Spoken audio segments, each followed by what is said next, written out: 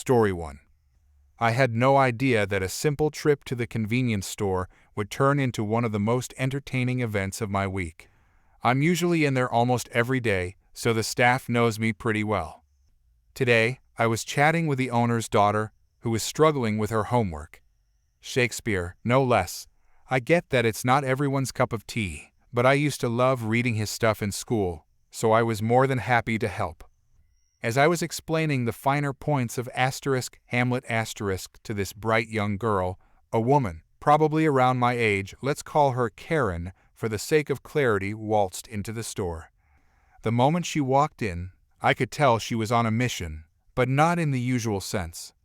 She started grabbing random items from the shelves and dumping them onto the counter, completely ignoring the fact that there were other people waiting in line. You know, normal, polite people who understand the concept of taking turns. Karen didn't care. She kept piling her stuff up, cutting in front of people like it was her divine right. This went on for a few minutes until she finally decided she was ready to pay. At this point, the clerk was helping a guy buy a pack of smokes. Karen, though, wasn't having it. She interrupted their transaction with a condescending, "My items are on the counter, so you shouldn't be serving anyone else. I'm clearly waiting to be served." Now, I've always believed that to be served in a store, you actually have to be in line, or at least at the counter. But hey, maybe I missed the memo on how things work in Karen's world. The man who was being helped turned to her with a polite smile and said something like, "I'm just buying cigarettes. It'll take 30 seconds. You can wait." That set Karen off. She huffed, puffed, and acted like he had just committed a grave injustice against her. Then she turned to me, as if expecting me to join her crusade, and said, "Can you believe the audacity of some people?" I couldn't help but giggle. The situation was just too absurd, so I replied, "No, but I do really appreciate irony." Karen, of course, didn't get the joke. But that didn't matter because by then, the guy had finished his transaction and the clerk had moved on to her mountain of random items. The clerk started ringing up her stuff and bagging it with the kind of calm efficiency that only someone who has seen it all could muster. When he finished, he told her the total, something like $30. That's when Karen decided to try her luck again. "You'll take $25 because that's all I have," she demanded, as if she were some kind of bargaining queen in a market. The clerk, without missing a beat, replied, "I can take $25 if you remove enough items to bring the total down to that." That's when the real show began. Karen threw an actual tantrum. "I need everything," she insisted. "You can't deprive me of my needs. Who do you think you are? I'm calling my husband." The clerk, bless his soul, responded with, "Make sure he brings his wallet." At this point, the owner's daughter and I had completely forgotten about Shakespeare. We were now fully engrossed in the live theater production that was Karen's meltdown. She whipped out her phone, scrolling furiously, and kept muttering, "Just wait until he gets here." The clerk, still unfazed, said, "I have no other choice but to wait. My shift doesn't end for another 3 hours." Karen, clearly not used to being told no, stamped her foot like a child and whined. "But it's only $10. I had to bite my lip to keep from laughing out loud. It was like watching a spoiled kid trying to haggle with their parents over candy in a toy store. Finally, she managed to get her husband on the phone, and she immediately put him on speaker. The poor guy sounded exhausted, like he'd been through this routine too many times before. She put on her best damsel in distress voice and said, "Baby, I'm at this store and the clerk is holding me and 2 other females hostage. You need to come and rescue us." At that point, I couldn't hold it in anymore. I burst out laughing, and so did the clerk and the owner's daughter. This was just too much. Her husband, who was clearly over her nonsense, calmly replied, "You can't really be held hostage and be allowed to use your phone. So either you didn't have enough money, or you're trying to buy alcohol without ID." Karen's face turned beet red as she had to sheepishly admit it was the former. Her husband sighed deeply, the kind of sigh that said, "Why am I not surprised?" Then he said, "If you leave the chips, candy, and soda behind the stuff you don't need, and that we have more than enough of at home. You'll probably have enough money." Karen started to protest, but her husband cut her off with, "I've told you about doing this shit. Say one more word and I'm canceling your birthday." It was like watching a balloon deflate. All the fight went out of her, and she grudgingly told the clerk to remove the unnecessary items. Sure enough, after ditching the junk food, she had enough to cover the bill. As she was about to leave, she actually had the nerve to turn around and say, "Please don't post about this on Reddit." I could barely contain my laughter until she was out the door. Honestly, it was the most fun I've had at that little convenience store in a long time. Shakespeare might have been a genius with words, but even he couldn't have written a scene as hilariously absurd as the one that unfolded today. Story 2. I promised an update. It's taking me a long time to really sit down and gather my thoughts to update, or rather just really take in the reality of my situation. It's taken me 31 years to really see beyond the rose-tinted glasses of the relationship I thought I had with my father. I did cancel his flight. He did not help us move, but I did end up engaging with him to keep the peace. Quick recap: I inherited my grandparents' home. Father and stepmom wanted to move in. I said no. Dad then decides to leave evil stepmom and reconcile. Wanted to temporarily move in with us. We said no. He was insisting on helping us move, and we ultimately said no. We are essentially estranged, and he's never really been a parent to me. Would rather love and bond with my 3 stepsisters and all their children than his only child and grandchild. I previously entertained reconciliation, only to be strongly dissuaded by my extended family and Reddit.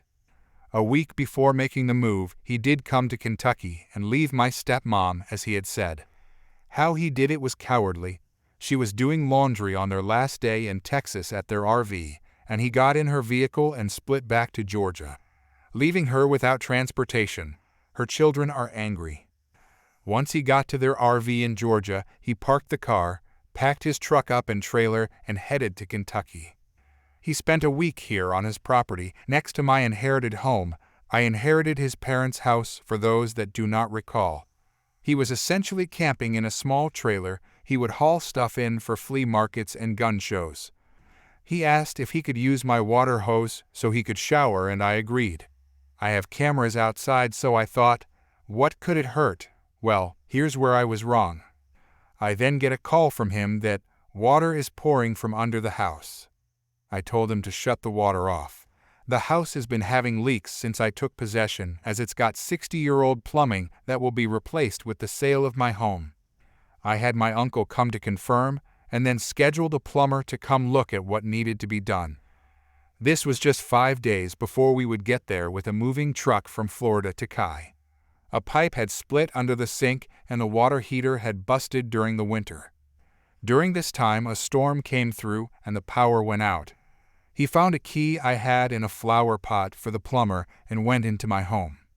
When we got there, he told us he sprayed the yard for ticks, did pest control, and also cleaned and sprayed for pests inside the home. I was livid. I didn't react angrily because at the time it felt weird. I was questioning whether I was wrong, and he was actually wanting to be a dad to me after all this time. So I let it go. That illusion has since passed. We've been here since mid-June, and now I've discovered he's robbed us blind. He's denied it all, of course. Tape had been removed from an old chimney, hole assuming looking for money. Green dishware has been stolen and put on consignment in town, and at another local place 40 minutes away. Anytime we have a subcontractor out to give bids on the remodel, he just shows up and tries to hijack the situation. He talked to me like I'm stupid in front of my husband. That surprisingly didn't go well. My husband is as docile as it comes, but that was the straw that broke his silence in all this.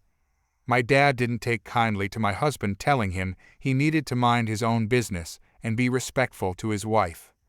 He's now staying at one of his cousins in an RV. He's still moving forward with his plans to put a tiny home on the land that is nestled between me and my uncle. My extended family tend to avoid him like the plague, even with his repeated efforts to enter the fold. He showed up to their home on the 4th of July with a lawn chair to see fireworks uninvited, and they didn't ask him to leave. Sometime in July, we noticed my dad had messed with the propane heater. It no longer had the pilot light on, and the dial had been moved to 1, which is on the opposite side of the dial as the pilot setting. Either that was incompetence, or he was playing with fate with our lives. His granddaughter's life. He of course denied it. I am under the impression we are all in fear of his retaliation. My husband has no such fears and keeps threatening to go into the consignment that has my stolen glassware and making a scene. Honestly, I'm at the point that I'm just going to let my husband deal with him. I'm no longer emotionally exhausted and just annoyed. He shows up randomly with food which I immediately throw away. The last one had a note on it for my daughter. I wish I had a happier update, but this is what it is. We close on the sale of our home next week and start remodeling soon. I've let my contractors know the situation, and he's not to be on the property. I feel bad having them in the situation. I'm worried he will vandalize the house my grandparents left me while we are in our rental. If I end up as a news story, know it's not a mystery and know who is responsible. Story 3. My husband and I decided to catch a matinee showing of the latest blockbuster, thinking we'd beat the crowds by going early. Little did we know, we'd run into the queen of all entitled people. We got to the theater right after it opened, excited to grab our tickets and maybe some popcorn before the show. But as we approached the ticket counter, I noticed something was off. There was this woman at the front of the line, and let me tell you, she was a piece of work. This lady, who I'm just going to call Karen because that's exactly what she was holding up the entire line. She was asking the poor cashier about 1,000,000 questions about their loyalty program. I'm not exaggerating when I say it felt like we were standing there for an eternity while she went on and on. Karen, so, how many points do I need for a free ticket? And do the points expire? What about concessions? Can I use my points for popcorn? Cashier, ma'am, I can explain all the details of our loyalty program, but there are other customers waiting. Would you like to purchase your tickets first? Karen, no, I need to understand everything before I buy. Now, what were you saying about the expiration? I could see the cashier, whose name tag read Tobias, trying his best to keep his cool. He patiently answered her questions, even though I could tell he was getting flustered. Finally, after what seemed like forever, Karen decided to buy her tickets. But of course, it couldn't be that simple. Karen, I'll take 3 tickets for the 2 p.m. showing. Tobias, that'll be $36, please. And wouldn't you know it, this woman pulls out a crisp $100 bill. Now, remember, the theater had just opened. Tobias didn't have enough change in his drawer. Tobias, I'm sorry, ma'am, I'll need to get some change from the back. It'll just be a moment. Karen, well, hurry up. I don't have all day. I couldn't believe the nerve of this woman. She just spent ages holding up the line, and now she was acting like she was in a rush. The manager came out with more change, and Tobias started counting it out. But Karen just wouldn't shut up. Karen, so, about that loyalty program. If I sign up today, do I get points for these tickets? The manager tried to answer her questions while Tobias was counting, and I could see the poor kid getting more and more flustered. In all the commotion, he accidentally shorted the change by $10. Now, mistakes happen. It's not the end of the world. But for Karen? Oh no, this was clearly a personal attack on her very existence. Karen, excuse me, this is $10 short. That's why you always count the change back, so this doesn't happen. She said it so loudly, I swear the people in the parking lot could hear her. Tobias looked mortified and immediately apologized, fixing the mistake. The couple in front of us managed to sneak over to another cashier that had just opened up. Karen turned back to us with this look on her face like we were all in on some secret club of hers. Karen, I'm so sorry you had to wait through all that. Some people just shouldn't be working with money, right? I was about to say something, But my husband beat me to it. My husband. Maybe if you had stopped asking all the questions and distracting them while they were counting, it never would have happened. I wish I had a camera to capture the look on Karen's face. It was like she'd just sucked on the world's sourest lemon. She huffed and puffed, grabbed her tickets, and stormed off without another word. Tobias looked at us, his face a mix of embarrassment and gratitude. Tobias, I'm so sorry about the wait. Thank you for your patience. Me. Don't worry about it, sweetie. It wasn't your fault at all. Don't let the Karens get you down, okay? The smile he gave us was so sweet and genuine, it made the whole ordeal worth it. As we finally got our tickets and headed into the theater, I couldn't help but think about poor Tobias and how he handled that nightmare of a customer. I hoped his coworkers had his back and that the rest of his shift went smoothly. You know, going to the movies is supposed to be fun. You grab your tickets, get some snacks, and settle in for a couple of hours of entertainment. But some people, like our friend Karen, seem to think the world revolves around them. They don't care who they inconvenience or how they make others feel. I've worked in customer service before, and let me tell you, it's not easy dealing with people like that. You have to plaster on a smile and pretend everything's fine, even when you're seething inside. Tobias handled it like a champ, though. He stayed professional throughout the whole thing, even when Karen was being completely unreasonable. Story 4. Man, you won't believe the crazy stuff that went down at the grocery store today. So, picture this. I'm standing in line, minding my own business, waiting to pay for my chips and soda. It's your typical Wednesday afternoon, you know, the kind where the air is hot, and everyone just wants to get in and out. Now, let me set the scene for you. In front of me is this sweet old guy, probably in his 80s, with a cane and a hat that screams, "I've been around the block." I respect my elders, so I'm cool with waiting. Behind me is a mom with a cart full of screaming kids, and beside her is this Karen, the queen of entitlement. I swear, you could feel the negativity radiating off her. So, the old guy, let's call him Mr. Johnson, turns to Karen and politely asks her to respect the line. He's like, "Hey, lady, we're all waiting here. No need to be pushy."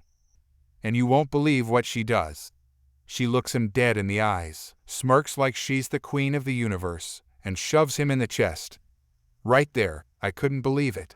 I thought, who raised this woman? Mr. Johnson stumbles back, and the whole line goes silent. I'm not one for confrontation, but seeing an old man getting pushed around, that's where I draw the line. The mom behind me gasps, and even her kids shut up for a second. That's when our hero comes into the scene, Dave, the grocery store employee. Now, Dave is this tall, lanky dude who's always chill.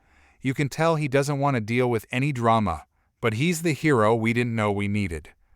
Dave walks over, cool as a cucumber, and says, "Hey, is there a problem here?"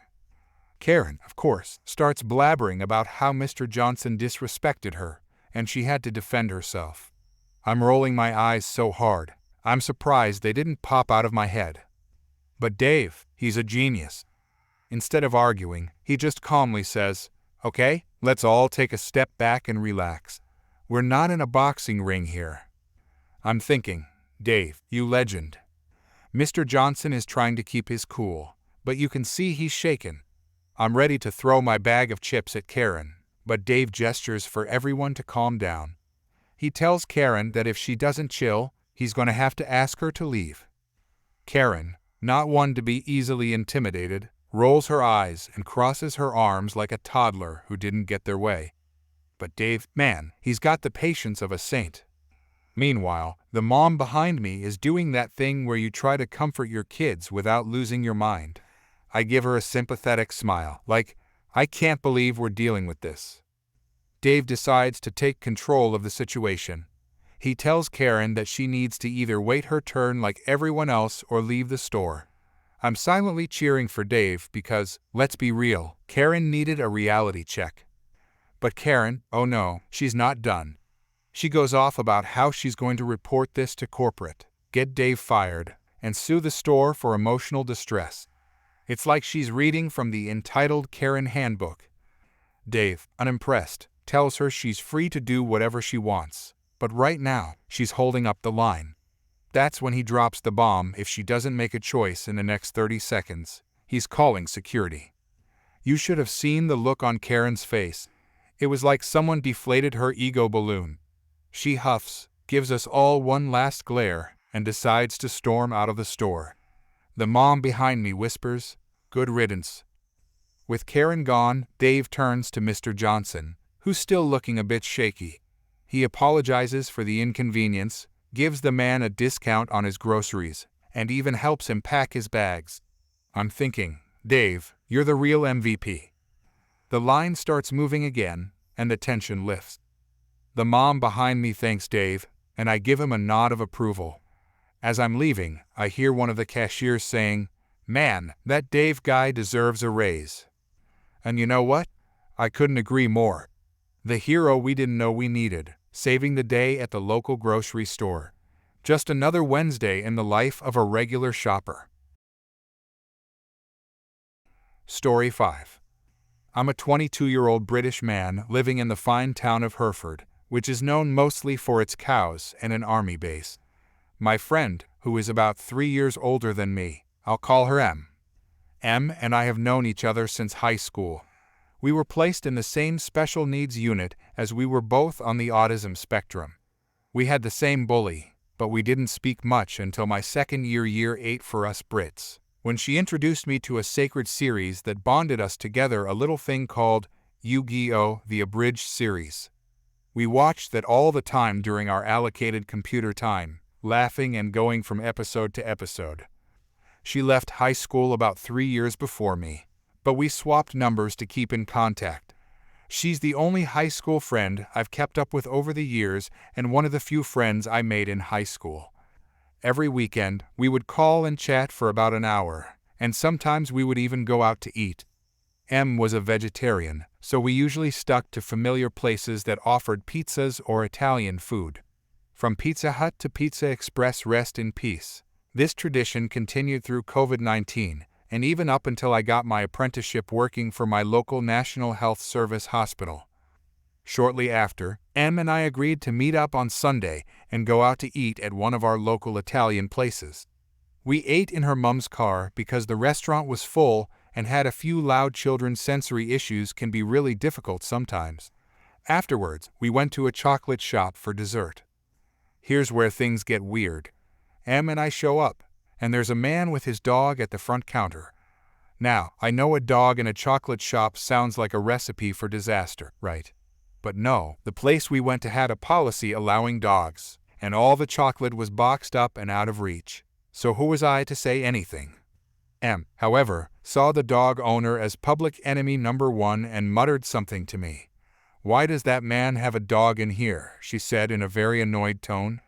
Before I could stop her, she stormed over and began demanding that he muzzle his dog or keep it outside, while he was in the shop. Something about hair getting in the food. I don't know. The dog looked lovely and well-groomed. The man, rightfully annoyed, left before she turned her ire to the cashiers, who explained their dog policy.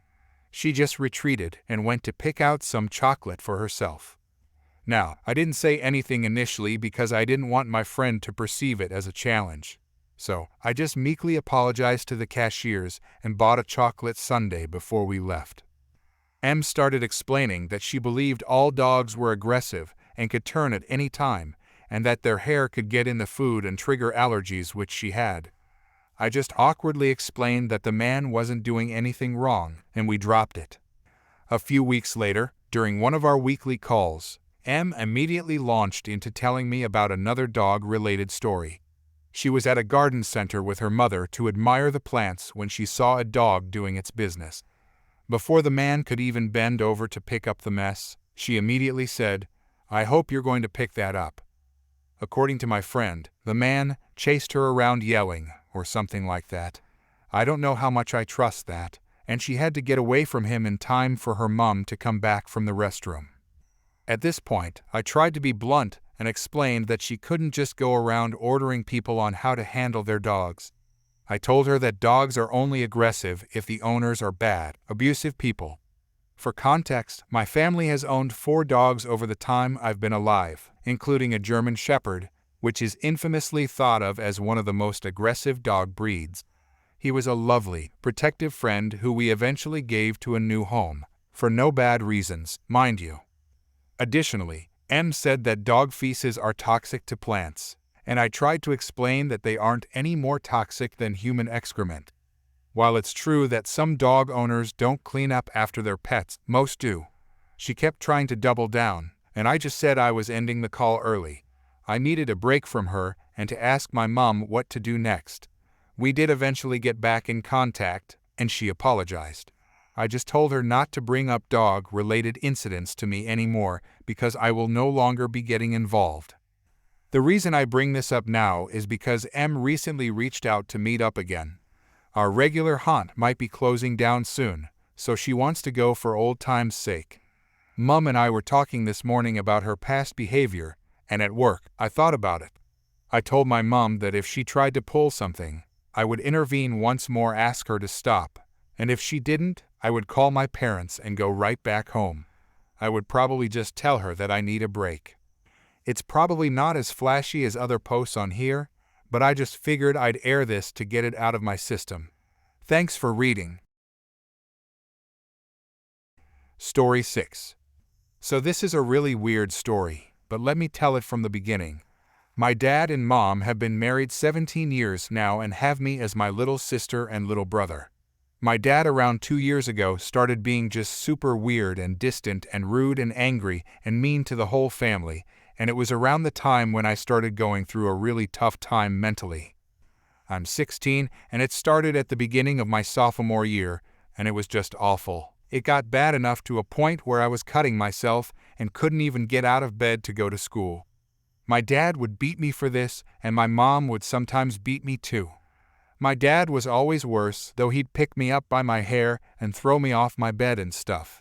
It was just the worst year of my life. So about 3 months ago, this lady texted my mom and told her that my dad was married to her and that she had a kid and was expecting another kid, and my mom went absolutely ballistic on my dad. My dad denied it at first and wouldn't give my mom the phone for hours as they screamed and broke everything upstairs. Me and my siblings were all in my sister's bed just listening to it. It got bad enough the next day with their fighting that they both hit each other, and my mom called the police on my dad. The police just talked to both of them and sort of told my mom to get a restraining order and that they couldn't do anything, and my dad just left the house to go to work at the restaurants. Oh yeah, this is important. So my parents own 2 businesses, restaurants, that they work at. Technically my dad's an engineer, but he says he doesn't want to work for anybody. So the police left, and we were just sort of taking it all in. We had 2 half-siblings, and my dad had been cheating with a whole other wife for 2 years. The thing is, my mom can't divorce him for another 3 years minimum, because their visa or green card is connected, and if they get divorced then the green card will expire, and we'll all be sent back to Saudi and my mom, and we don't want that because we've lived here our whole lives. My dad said nasty things to my mom and still says them, but my mom has made a plan to trick him into thinking she forgave him, and that she wants to work out the marriage because he put everything under his name, the house, both the businesses, which BTW were my mom's, she worked in them day and night, and put all the effort into them. He bought the other wife a Range Rover and took her to Florida, and I forgot to add this too. But this lady was an employee at the restaurant my parents hired because she was homeless and lived in a shelter and apparently had 3 abusive husbands, so my mom hired her to help her have a fresh start. This lady is also insane. She abused her last husbands, and she would scream at my dad and Ig. She held a knife up to his throat once too, but he still didn't ever leave her. He did leave her when my mom found out. BC apparently he made a effing deal with her that if she ever told my mom he would divorce her. And also he gave me the other wife's broken up Kia Soul when he bought her the Range, and I was super happy because I thought he really got me a car and stuff. But it was really just the other wife's old car. When he divorced her, he took the car back from her and gave it to me. But when he got home with the car and saw my mom crying, he screamed at my mom and said, "This is my wife and I had to spoil her." Oh, and he also bought the other wife an apartment and gave her over $600,000, while me and my mom and siblings have been saving money for 2 years and not spending it on anything other than necessities. BC, my mom told us my dad was going through a struggling time and we didn't have that much money, but he was really just giving it to the other effing wife. For the past 3 months, he's been mentally abusing my mom and calling her crazy and telling her to stop talking about it. He gives her these strikes before he says he's going to divorce her. And just the other day, he was screaming at my mom for crying and saying if she doesn't leave the room, which is literally her room, he would divorce her right then. He tells my mom that she was useless and he could never talk to her and she was only sometimes good for him to have sex with, and he just says these horrible, terrible, disgusting things to her. Let me tell you about my mom now. My mom pretty much raised us our whole lives. Oh yeah, my dad also said she did a terrible job with us, even though he was never home. But anyways, my mom put us in every sport and activity and drove us there and back and still came home. And she worked at the restaurant and came home to make dinner for us every night. She's the most loving, sweet, caring, and kind person you could ever think of. I feel like I've been sort of carrying the whole house for the last couple of weeks, and I already had anxiety before. But it's just so bad now, it's gotten to the point where I can't eat any food down. But I really want to be there for my mom and just my siblings and everyone in Idic. What to do? It's so hard living and pretending to love and like my dad because we can't show him that we don't, or he'll really divorce my mom and break the family and all of our lives pretty much. At the beginning, he would tell my mom to go back to Saudi to her parents because he was such a bad person and trying to guilt trip her and stuff. But me and my mom think he just wanted her out of the house, so he could bring his other wife to our house and for her to live here. Oh, I also forgot to mention, like a week after my mom found out, he said he was going to kill himself, and we had to call the police, and we were like speeding driving around the city to find him, and we literally thought he died, but he was just faking it. It just breaks my heart seeing my mom have to live through this, and I really don't know what to do. He took $5,000 of my parents' house cash stash, and we think he bought her some used car, and he's been going to her house in the middle of working me, and my mom know because he put a tracker in his car. He also used $100K of my mom's money to buy the other wife the Range Rover. I honestly just can't believe that his disgusting lady literally came from a shelter, and my dad did this, so yeah. Also, my mom has a lawyer and has talked to more than one. If she divorces him right now, her green card would be lost, and we would all be sent back to Saudi Arabia. She would barely get any money from the divorce because the cars, the businesses, and the house are all under his name. She's going to apply for a green card through me, I think in 5 years when I turn 21. I'm not sure on that stuff. It's kind of been a blur, tbh. Also, sorry, I want to mention something else. My dad has had 2 kids with this lady in 2 years. And told us that we were terrible kids. When my mom said she didn't want him to go to the lady's house alone to see his kid and to bring her and she'll even wait in the car, he screamed at her and said no.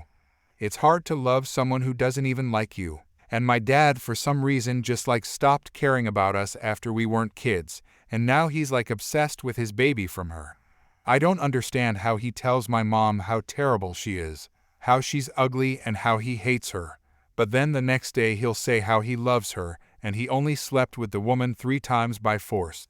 It just doesn't add up, and I'm so sick of everything that's been going on, and just want to be a 16-year-old girl. I shouldn't be selfish and need to think of my mom and siblings too, but I feel like I'm a parent at 16.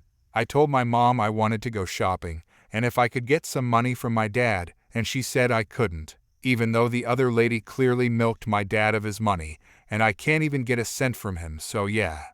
Sorry for this being so long, everyone, and if you've read all this, thank you for listening.